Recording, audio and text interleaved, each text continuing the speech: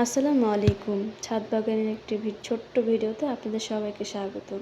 তো আজকে ছাদটা পরিষ্কার করা হচ্ছে, কারণ কয়েকদিন ধরে তো বৃষ্টির কারণে ছাদটা একটু নোংরা হয়ে রয়েছে।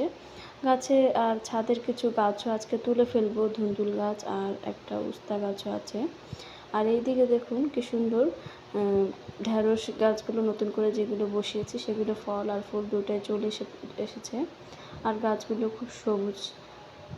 এই যে এই ঢ্যাঁড়স গাছটার নিচে একটা উস্তা গাছও হয়েছিল, গাছটাতে ফল আছে কিন্তু পোকাতে ফলগুলো নষ্ট করে ফেলছে। তো এই গাছটা আজকে তুলে ফেলবো।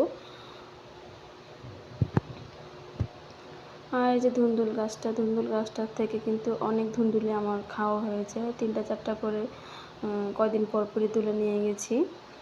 আর এখন ধুন্দুল গাছটা হলুদ হয়ে যাচ্ছে আর সেরকম ফলও হচ্ছে না।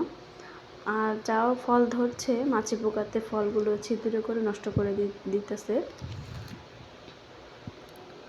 তো ছাদে যেহেতু জায়গা কম, যার কারণে গাছ যদি নষ্ট হয়ে যায় সেগুলোকে মায়ের বসতরা রাখলে ক্ষতি হয়, লাভ আর হয় না, যার কারণে তুলে ফেলেছি। আর এই যে শেষ 2টা ধুন্দুল গাছ থেকে পেরে নেওয়া হলো, একেবারে মাথা এই চালের রডের মাথায় ছিল।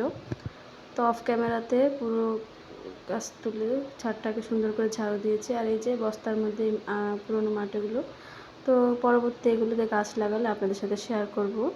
আর ভিডিওটা এ পর্যন্ত যদি ভালো লাগে লাইক করবেন, কমেন্ট করবেন আর আমার চ্যানেলটাকে সাবস্ক্রাইব করে দেবেন। সবাই ভালো থাকবেন। আল্লাহ হাফেজ।